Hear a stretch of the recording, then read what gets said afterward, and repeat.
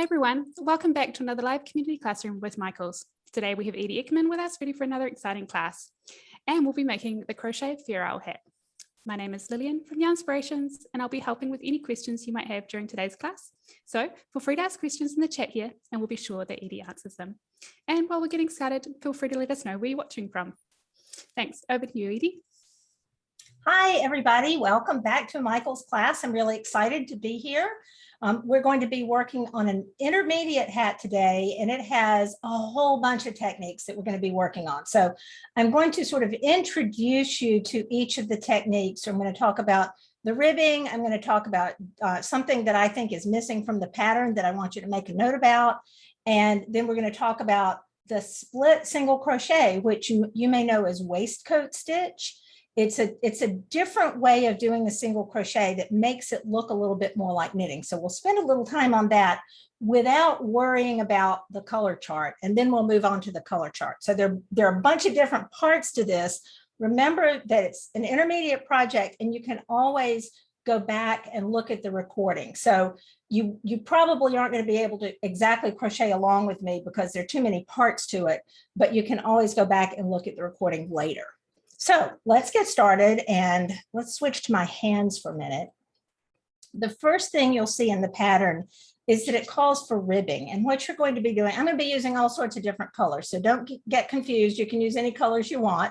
I'm using Caron Simply Soft, and I just did a little bit of ribbing, so back and forth, and that is working back and forth in the back loop only. So here I am working just in the back loop, and I have to put my glasses on so I can see what I'm doing. Here I've turned, and rather than working under two loops of the stitch the way I would normally do, I'm working under just the back loop. And I do that all the way across in each stitch. And when I do that back loop only, back and forth, it creates this single crochet rib. But because it's a horizontal rib rather than a vertical rib, what happens is we need to turn that band. Let me get to the end of the row here. All right, so once I've done a piece that's long enough, and I think the pattern says something like 17 inches, I can go back and look. Let's see. It says work till it's about 19.5 inches. I'm not going to do 19.5 inches. It does the pattern though, and everybody make a note about this. The pattern doesn't tell you to join this band. It just says to start working in the round. What I like to do at this point is to put these pieces together and then start working in the back loop through the first row and through the back loop of the last row that I did. So when I work across here, I'm actually joining the pieces with another row of single crochet where I'm single crocheting the layers together, because you do need to join that. If you don't want to work that way, if you want to just sew the edges together, you can do that. But what you're looking for is a circle, right? So that you can start working in the round. I'm not going to take the time to do that now, because the next thing you're going to do then is, once it's joined, we're going to pretend it's joined. Oops. I pulled out one extra stitch. We're going to pretend we joined that. And then you're going to work a base row around the edges of your ribbing. So as you start working around, you're going to need to work 72 stitches. And that's going to be about one stitch in every row. It's going to depend on what your row gauge is, but here you just kind of have to stick it in there. You're working with the same color as your ribbing, so any unevenness is not going to be a problem. It's not really going to show. So you're going to work 72 stitches evenly spaced all the way around. And again, I'm not going to take the time to do that, but that serves as your base row so that you have a round of single crochets in that same color. And you can see you can't even really tell the difference of what the difference between the stitches going this way and the stitches going this way are. So that's exactly what you're looking for when you're doing that first row after the ribbing. So I'm going to put this aside. I'm going to switch colors because I've done a bunch of little samples. Now, the pattern is going to tell you to start working on the chart in split single crochet. And we were laughing before we started this recording. We were saying, try say split stitch crochet 3 times fast. That's kind of hard. But let's talk about what a split stitch is in single crochet. Normally, you can see I have some examples going on here and you can see how that looks a little different from regular single crochet. Those look more like knit stitches. Well, here's how how they are made differently. In a regular single crochet, you look at the V's at the top of your round, and you work in regular single crochet, you work under both loops of that V. So you go in, pull up a loop, yarn over, and pull through 2. I'm going to do that one more time. Everybody knows how to do a single crochet.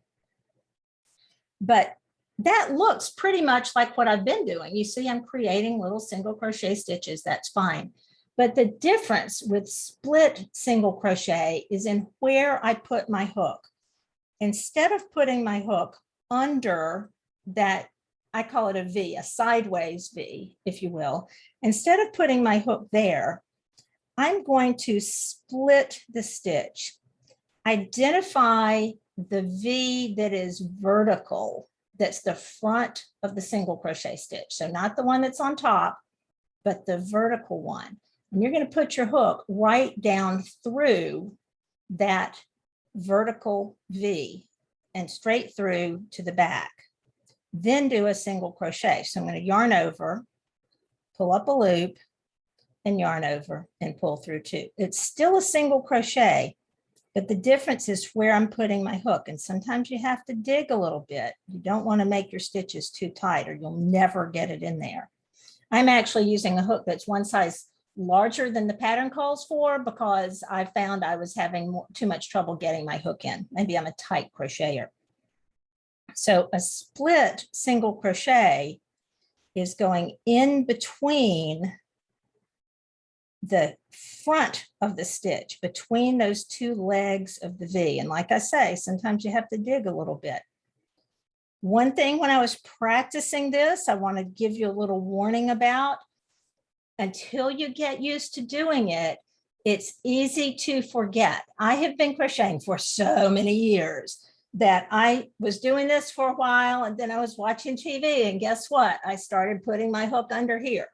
So I needed to really pay attention. And then after a little while longer, I got more used to it. So you might want to, if you've never done this split single crochet technique before, you might want to practice on a little swatch like I'm doing here before you start doing it on a hat, just because it can be challenging and you want to practice. Now, as I said, I started with a smaller hook and you can actually see my piece is going out a little bit because I started and I went up 2 hook sizes over the space of this. That's why it's tighter down here. You do, though, want to pay attention to your gauge. So you're definitely going to want to do a gauge swatch and maybe do 24 stitches or so to practice this technique and do your gauge, because everybody always does a gauge swatch, right? I can hear you shaking your head no, but yes. So as a matter of fact, switch back to my face for a minute, please. Some of you have heard me say this before, but I have to say it just about every time, and that is gauge matters. Gauge always matters. Even when the pattern says gauge doesn't matter, gauge exists and it's there. And gauge is going to tell you about what kind of fabric you're making, as well as whether the piece is going to fit. And you do not want to do all this work on a hat And this is pretty labor intensive. We're going to be talking about the color work and changing colors and changing, using lots of different colors.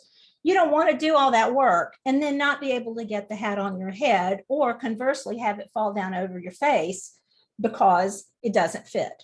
So I strongly encourage you to do a little swatch in the round, probably, to be able to check your gauge. If the gauge doesn't match, then you go back and do another one. So you gotta do gauge. So sorry, it's just a fact of life. All right, you can go back to my hands now.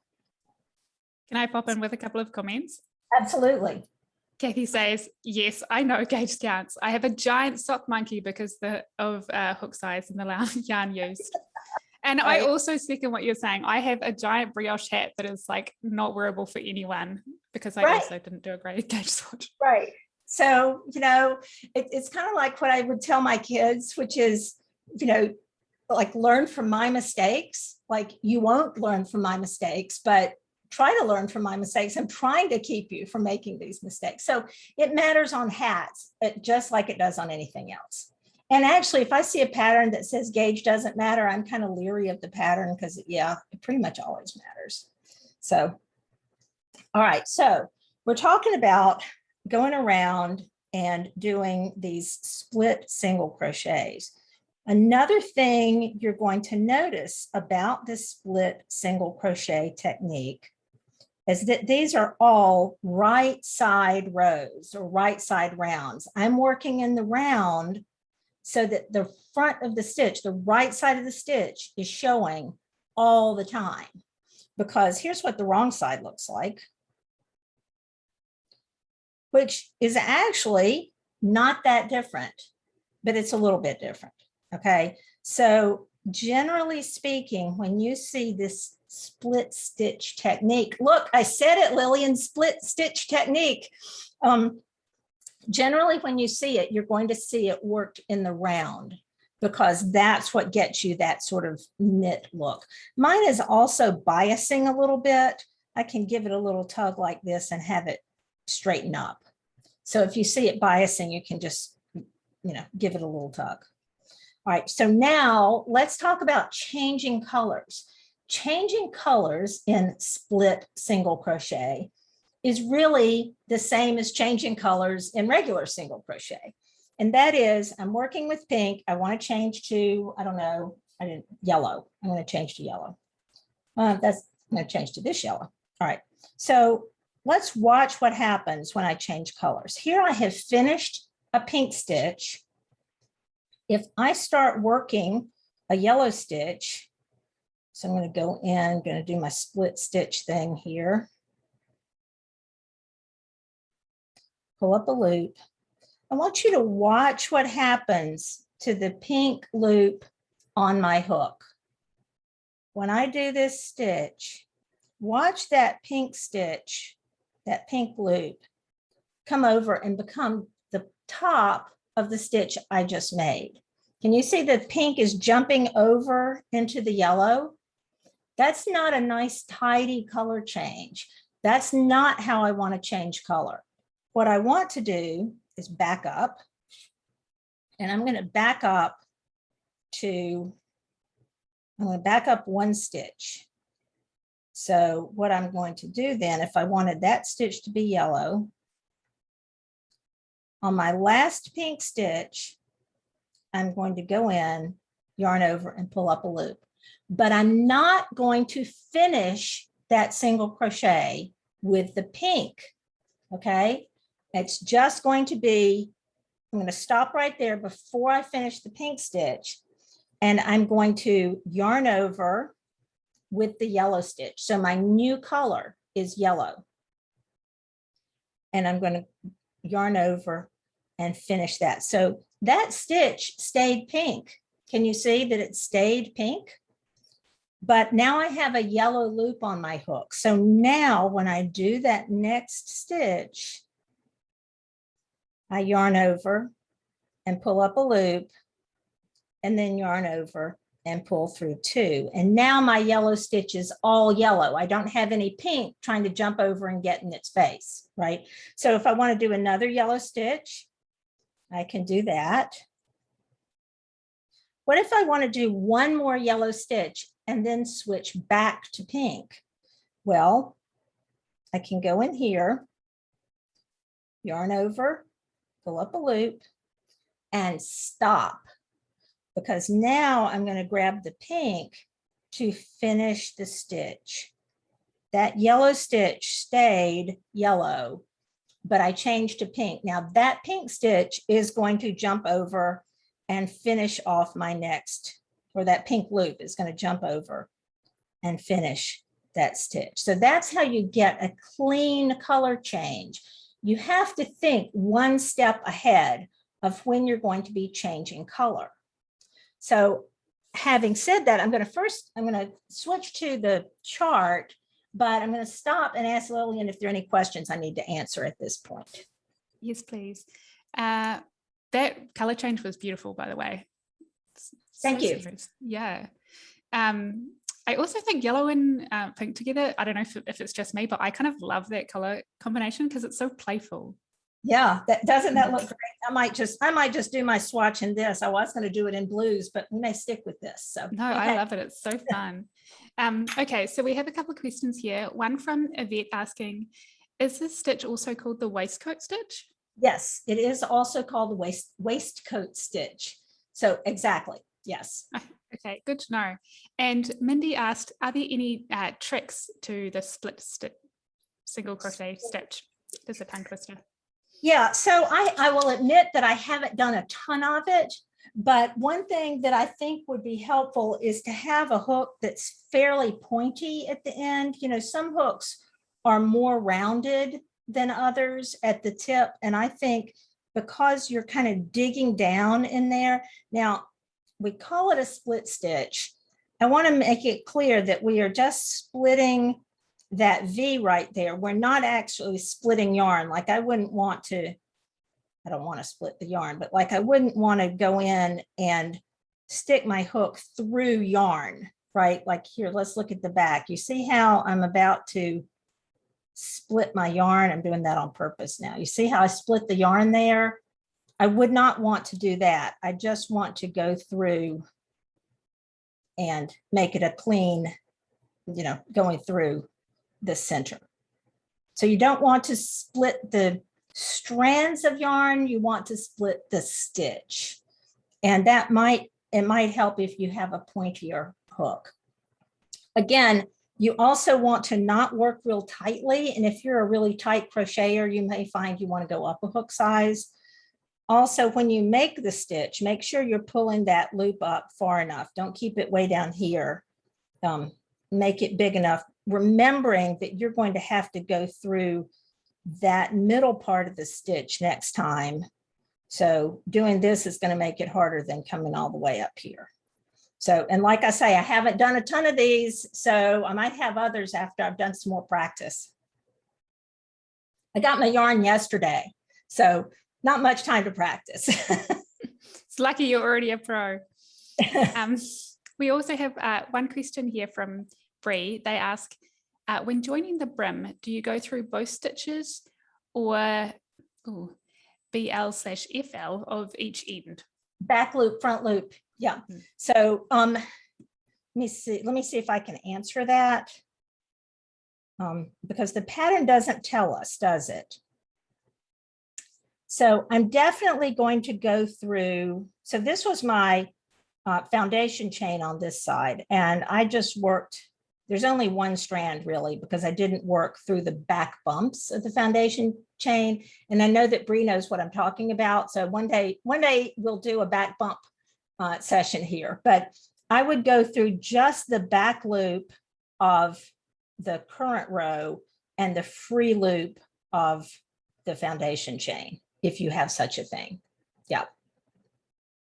Because that's going to give you another ridge. You see, if I go through here like this is not a really great color to be able to see, but when I go through the back loop here, that's going to leave a ridge that matches the ribbing. It leaves that little ridge right there. Okay. All right. Any other questions? I think we're okay. Carol, I believe, just said that she's used it to make pumpkin purses on a chain necklace before. So a few people have tried the stitch before. Yeah, exactly. So let's look at the chart here for just a minute. All of the rounds of the chart are going to be read from right to left, unless you're left-handed. If you're left-handed, you're working in the other direction, right? So I'm right-handed and I'm working like this, but if you're left-handed, you're working like that. So right-handers read from in this direction. All rounds are read in this direction. Left-handers, all rounds are read in this direction. Just put your numbers on the other side. This is an 8-stitch repeat. So if you have 72 stitches to start with, you're going to do this 8-stitch repeat 9 times. You are only using, I think, let me see if this is true. No, mostly you're using 2 colors on a round, but sometimes you're using 3 colors on a round. Okay, and I'm going to show you how to carry those colors. So each stitch or each square is a color. So remember I said we have to think ahead. I think it's helpful to look at the chart ahead of time before we start crocheting it, to think about what that means in terms of the chart. So on round 1, I'm going to have 4 blue stitches and 1 light blue stitch. I'm just going to call it dark blue and light blue, and then 3 dark blue stitches. I'm going to do that all the way around. So when I do my 4th dark blue stitch, I'm going to be ready to change to another color. I'm going to have to think ahead on that last stitch that I'm going to be changing color. And I'm going to show this to you too. Same thing here. I have 1 light blue stitch, and then I'm going to have to think ahead and change to the dark blue. So let's do that, except I really like the way this pink is working. So I'm not even going to do, we're not even going to do blue, because I think is it easier to see the pink? I'd already started the blue, but I think the pink's probably easier to see. Susan's shaking her head. I don't know what she means, but I think the pink's probably going to be easier to see. So, all right. I'm going to get around to the beginning of this round and start on round 1. So one thing I didn't do for this particular little swatch, because it was just a sample, and that was I did not put a marker in the first stitch. So I'm going to come over here and do that. We're working in unjoined rounds. So there's not going to be a chain 1 at the beginning of a round, because we're working in unjoined rounds. So I'm going to say, here's my first stitch. And I just know that it's time to start a new round here. Now I better count and make sure that my stitch multiple is going to work out. 2, 4, 6, 8, 10, 12, 14, 16, 18, 20, 22. I'm 1 short. We're going to cheat. All right. And I'll cut this yellow to get it out of the way. All right, so we're going to say the pink is the dark blue and the yellow is the lighter blue on the chart. Hopefully that's not going to mess up anybody. So what does that round 1 look like? Well, as I read round 1, I see I have 4 dark blue, 1 light, then 3, then 4. So it starts with 4, and then it's 1. Then I'm going to go 7, 1, 7, 1, 7, 1, 7, 1. Those of you who have seen me teach before know that I like to try to go off book as soon as I can, just sort of get the pattern in my head. All right, so it's not dark blue, it's pink. We're going to go 1 and replace that marker, because that's the beginning of my round. 1, 2, 3, 4. Now, the next stitch is the other color, right? I have a single stitch in the other color. So before I finish this stitch, I have to think ahead.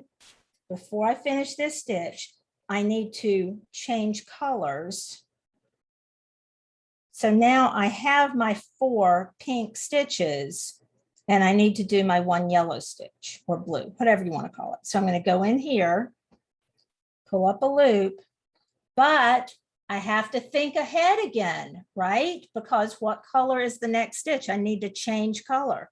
So I need to put this one down and pick up the pink and finish the stitch. That gives me that one single color, that one single color stitch. Now I can think I've got 7 of this color.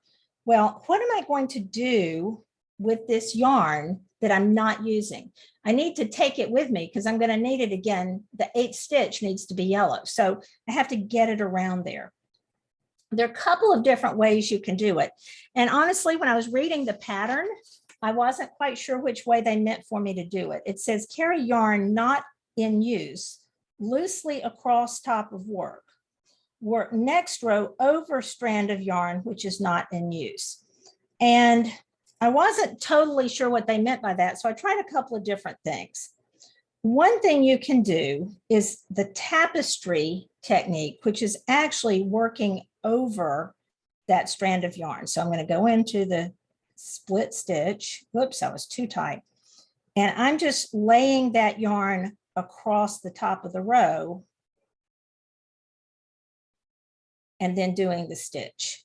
So you can do that, but I did not find that ideal because I found it harder to stick my hook in on the next round. When I carried it using that tapestry technique, I found it really hard to stick my hook in. So I'm going to say that didn't super work for me. But another thing you can do is just indeed carry it loosely. In other words, it's just back there and I'm not going to work under it. I'm trying to split that stitch. Let's see. It's just hanging out back there. And when I need it the next time, I'll pick it up, except if I don't want to have it go that far, maybe somewhere in the middle, I'll catch it behind. So I can go 1, 2, 3, 4.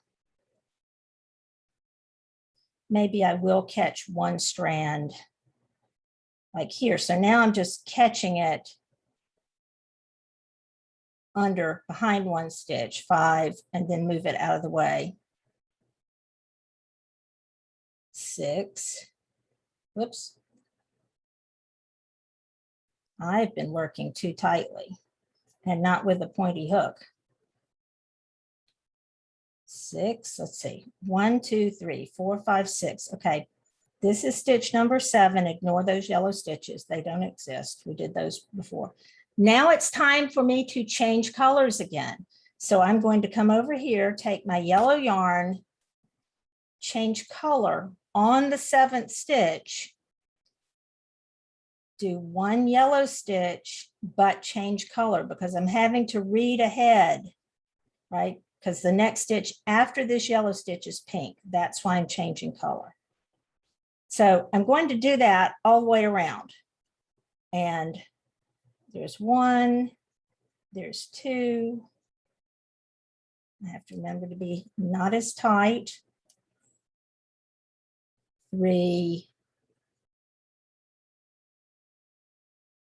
4. And you know what? I'm going to be carrying that yellow yarn. That's a pretty long float. So let me catch it up in here. I'm going to put that there. Whoops, I missed my split stitch. 5.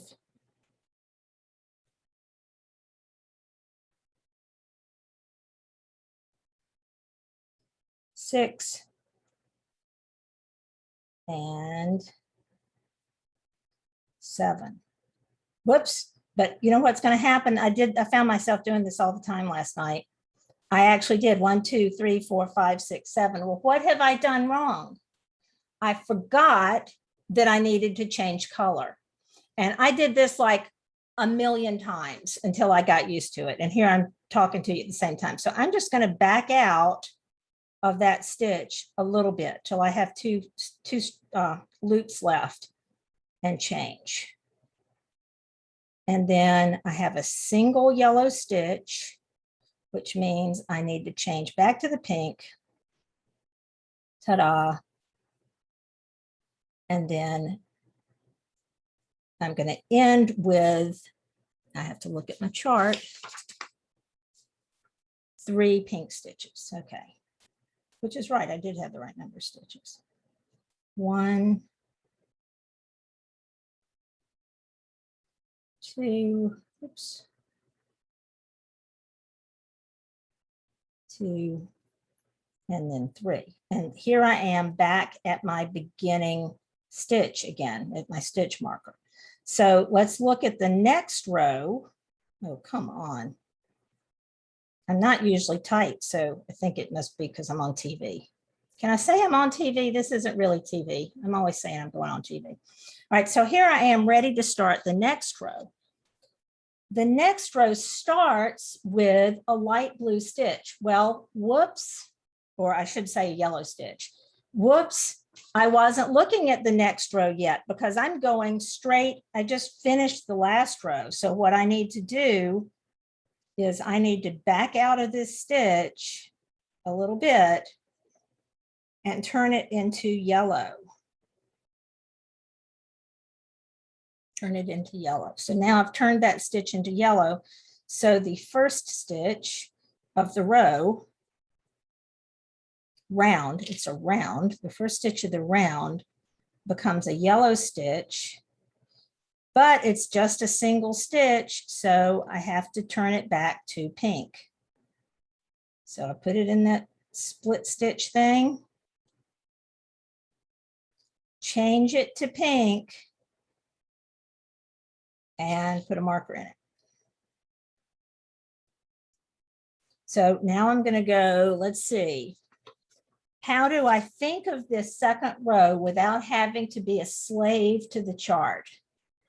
Well, I can see that I'm going to be putting 3 stitches on top of that previous one I had and 1 out here in the middle. So I'm going to have a single yellow, then 2 pink, then 3 yellow, then 2 pink, 1 yellow. So it's 1 and 3 on the yellows with 2 pinks in between. That's the way I think of it in my head so that I don't have to look at every single stitch on the chart. So I remember that I'm going to have 2 yellow, 2 pinks. And I have to keep remembering to work. Oh, all right. So this is one where I was carrying the yarn and I'm finding it particularly hard to work into that stitch because I was carrying the yarn behind. So we got to get in there, pink,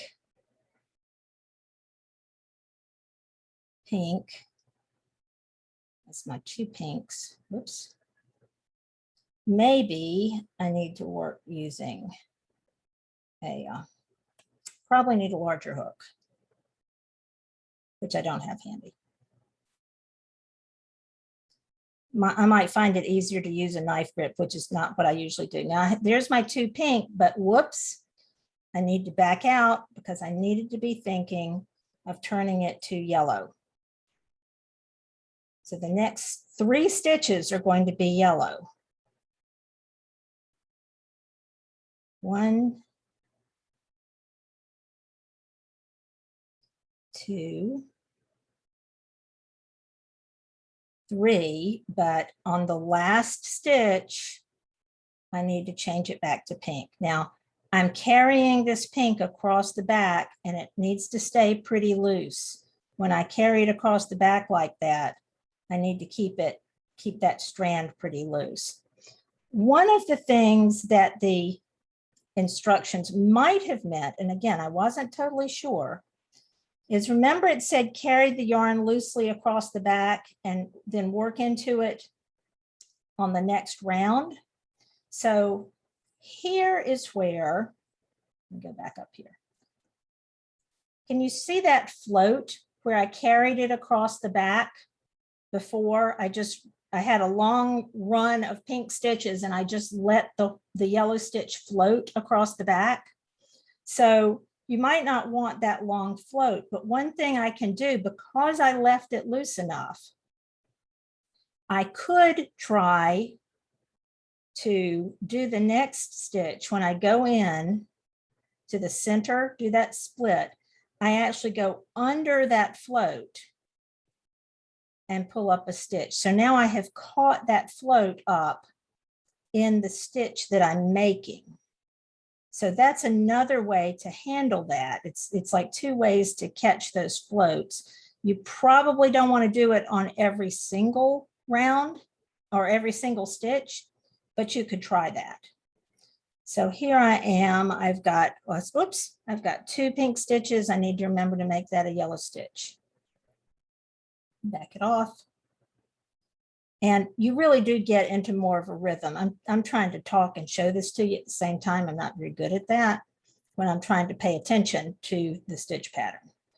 Once you have the stitch pattern established, it's pretty easy to read your crochet and see what the next stitch is. Like I'm going to find the next round a whole lot easier because you're going to be able to read the pattern and see what's happening.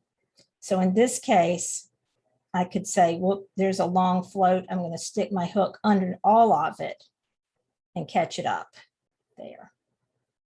So I've done 2 pink stitches. I need to change to yellow. Got lots of yarn tails going down here. I'm going to do a total of 3 yellow stitches. That's 1. That's 2. And that's 3, changing to pink. You want to stop every now and then and make sure your yarns aren't getting tangled because you can get into a big mess. So you just keep working around, round and round and round, and reading your work. So you can get into that rhythm of seeing what the stitch is supposed to look like. And do one more little bit here.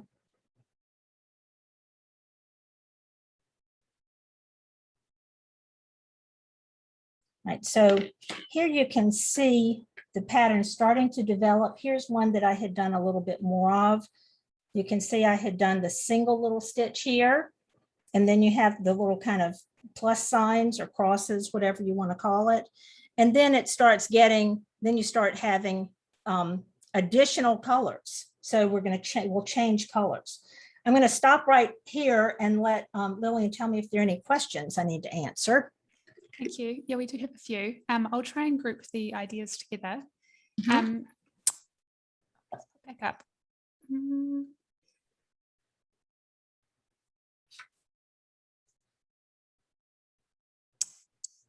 I can't find it earlier, but there was a question about using the tail as a marker. Would you recommend doing that? Well, the problem with using a tail as a marker is when you get further up, it can be hard to, like, why would you, it's just easier to me to use a marker because yes, you can use the tail as your marker, but what about when your hat's this high and you're going to have to keep following that line of stitches all the way up? To me, it's just way easier to use an actual marker. I'm a huge fan of stitch markers, whatever kind works for you. I happen to be using a little safety pin, but you know, they're ones like this. They're all kinds of stitch markers. Plus, on the hat, you're not going to come to the end of the round as fast as I've done because this is like a, you know, this is a doll hat size. Mini hat. Mini hat. I also want to point out something. Do you see how it looks a little weird right here? You see that there's like a messed up thing going on right here? Remember when I was showing you what a regular single crochet looked like? That was happening in here, and that's why it's kind of messed up looking because they weren't in this, it wasn't quite in the same place.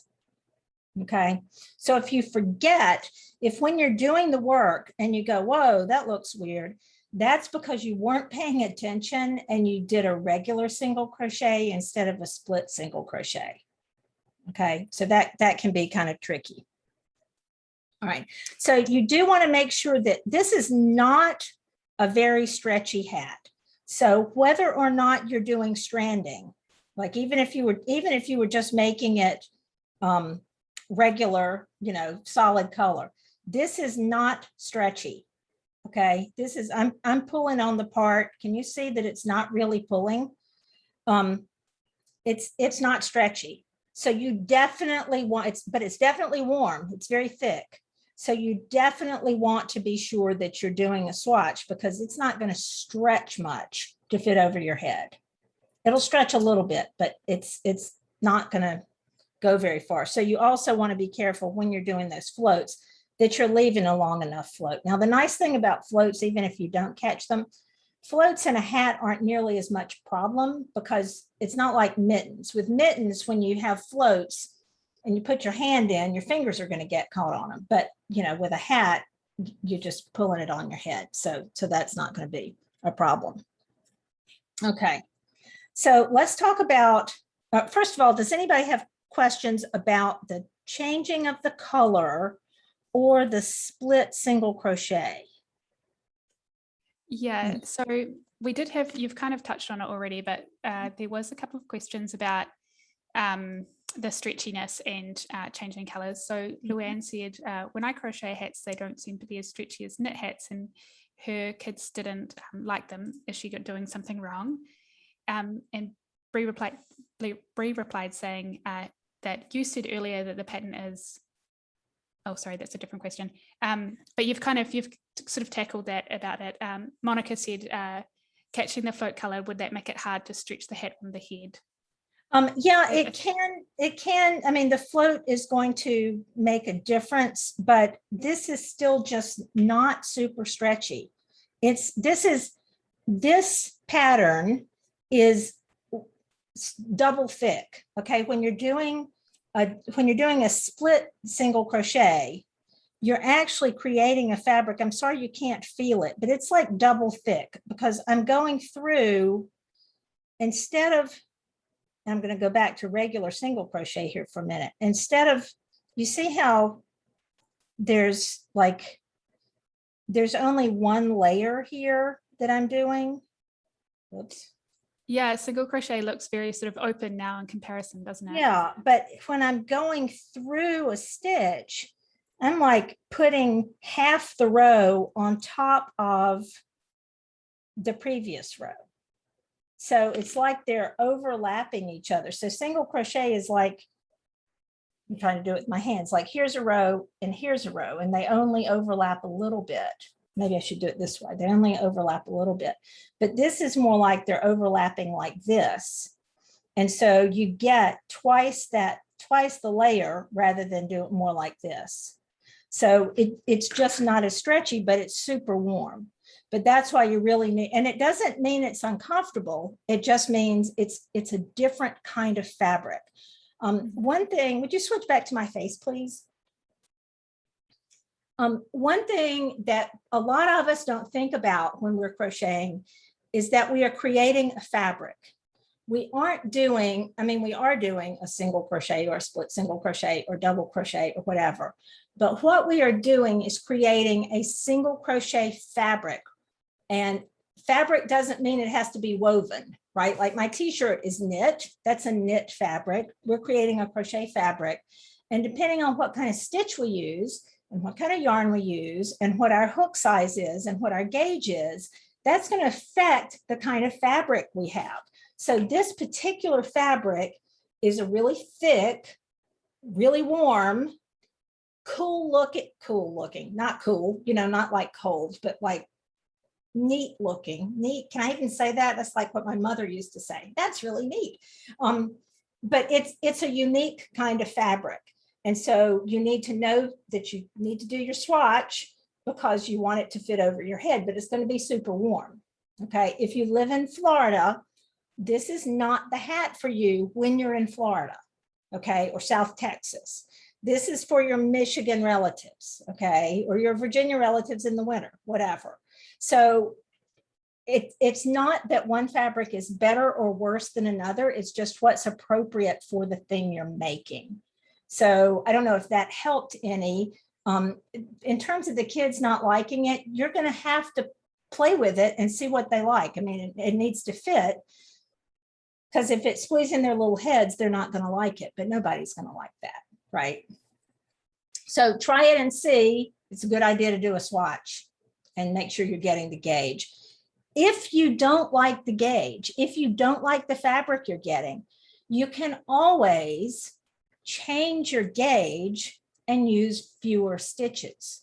So you can always take a pattern, if you know how to do the math, instead of using 72 stitches, you could use some other multiple of 8 stitches, less than 72. So I'm not going to try to do the math without a calculator, but you know, like 72 minus 8 or 72 minus 16, but with a larger gauge, which is going to be a looser fabric. And you might find that easier to crochet, and you might find it more comfortable to wear.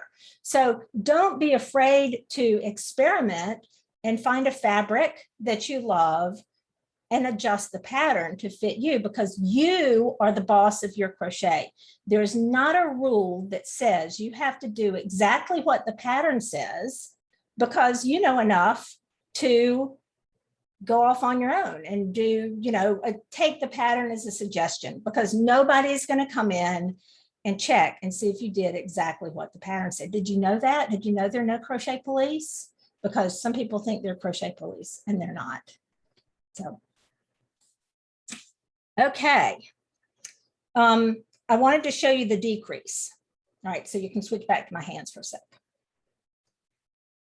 So when you start working, when your hat gets long enough and you've done all these rounds and you start working up towards the top, it tells you to decrease.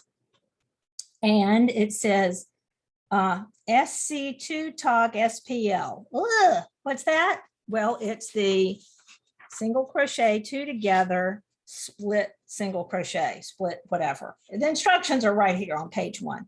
But all that is, I'm going to do it in yellow, is you go into the next stitch, split stitch, and you pull up a loop, and then you go into the next one, split stitch. Remember, all the stitches are split stitches.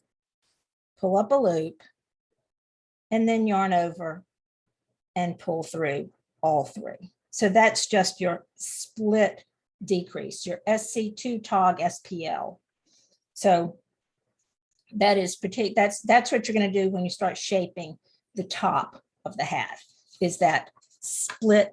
It's a big, long, doesn't it look like somebody just like put their fingers on the keyboard and went, bleh, and that's what that abbreviation means? Because that's what it looks like. There's a word for that. I can't even remember what it is, but like just like blammed on the keyboard. But each time you're doing it, you're working between those 2 legs of your single crochet. So pull up and pull up. So I'm going to talk about swatches again for a minute, because I do see some more questions about floats, and I showed you several ways to deal with them. If I were making this hat and making the whole hat, I would certainly be doing a swatch just like this one, playing with the fabric, but also playing with how I want to handle the floats. So I do a few rounds of handling the floats one way. If I loved it, that's what I do. If I didn't love it, I do a couple, 2 or 3 more rounds handling the floats a different way, so I could practice with it, because it may be the way you're handling the floats doesn't feel comfortable to you just because you're not used to doing it. So the swatch is your opportunity to practice a particular technique and get comfortable with it. Because if you practice it on your swatch and it's screwing up a little bit, that's all right, because it doesn't matter. But then when you get to your hat, because you've practiced, it will go much more smoothly and you won't have to rip out as much. So that's another reason for doing a swatch and trying these different techniques in terms of carrying the yarn and so on. I saw another question. I think I saw a question about chaining one and joining. and or Yes. working it. Yes. So I'm looking at the instructions, and like I say, I only got these yesterday. So it says, do not join at ends of rounds unless otherwise stated. Continue working in spiral, placing marker on first stitch of round for easier counting. So that's what I was showing you, is that I was working in rounds and just knowing that's the first stitch of the round. Okay. And that's the easiest way to do it. You don't have that ugly jog, you know, when you have a slip stitch and then a chain one. But I do see in the pattern, well, first of all, when you're working back and forth, you certainly do have that chain one. You have to have it. And then the setup round, when you join, when you've joined all the way across, you are going to have to do a chain one at that point also. So let me go through here. You're going to have to, shouldn't have used green because I can't see it very well in my current lighting conditions. All right, so when I have joined the whole thing across like this, I am going to have to chain one to start that first round. So I've finished here and I'm ready to start working around here. I am going to have to chain one there to start that very first round. But then after that, I don't need to change. And I would say, even though this says chain one and repeat last round, I would say that the chain one and the pattern right here is an error. I would take this out entirely. So because you don't need, when you're working in spiral rounds, you don't need that chain one to get up to the level of the next round. That would be your build up chain. If you were joining the round, you'd need to build up. Okay. So, and it doesn't tell you, here's the other thing that's challenging, I mean, that tells me, it says one split single crochet in each single crochet around. It doesn't then tell me to join. In other words, because it doesn't tell me to join, and it tells me over here not to join, then I'm going to say that chain one is not needed, and you're just working in rounds without joining.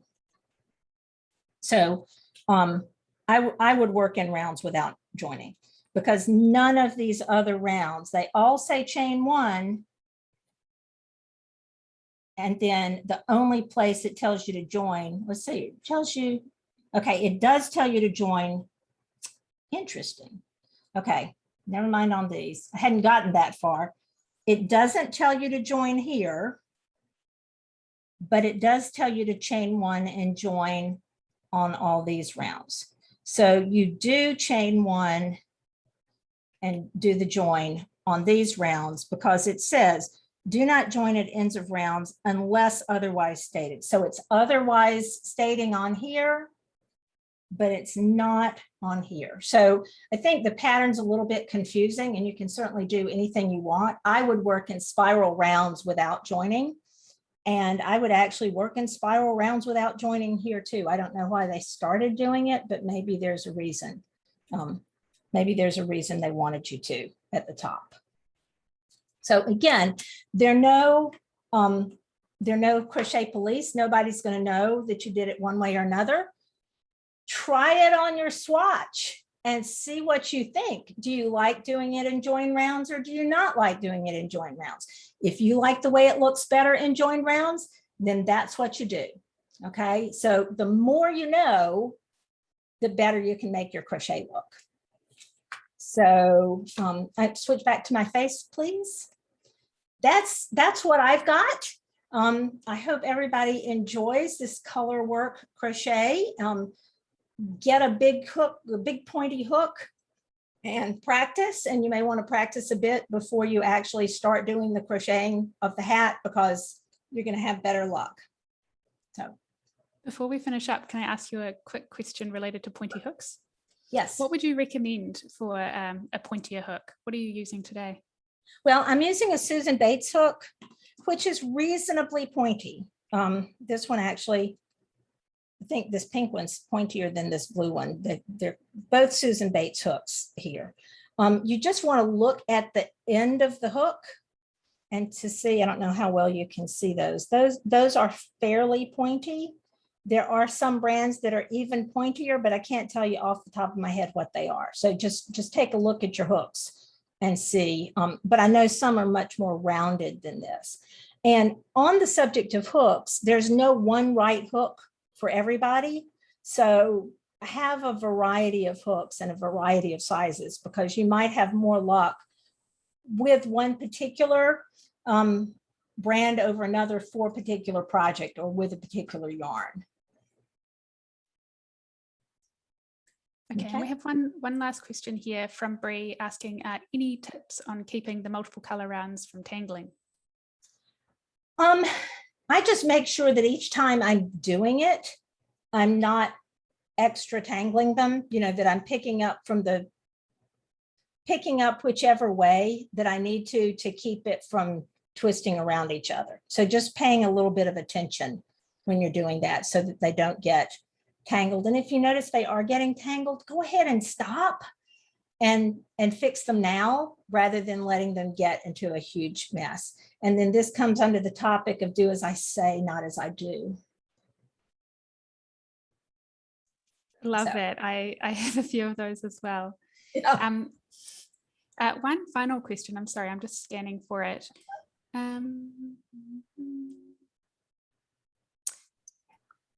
Christina asked, can you recommend a tutorial for foundation single crochet instead of the beginning chain? So I bet Your Inspirations has one, maybe. No, I do on my YouTube channel. So I'll just do a little plug for my YouTube channel. I have a go for it. If you find Edie Eckman on YouTube, I have lots of crochet tutorials, but I do have one on foundation single crochet. So Edie Eckman, will write that name in the chat, and find me on YouTube and find my foundation single crochet. Yep, thank you. And you can find me at edieeckman.com and on Instagram and Facebook at Edie Eckman. I'm just Edie Eckman everywhere. So I hope I'll see everybody in a future Michael's class. This was fun. Thanks so much, Edie. And I have dropped your contact details in the chat for anyone there as well to grab.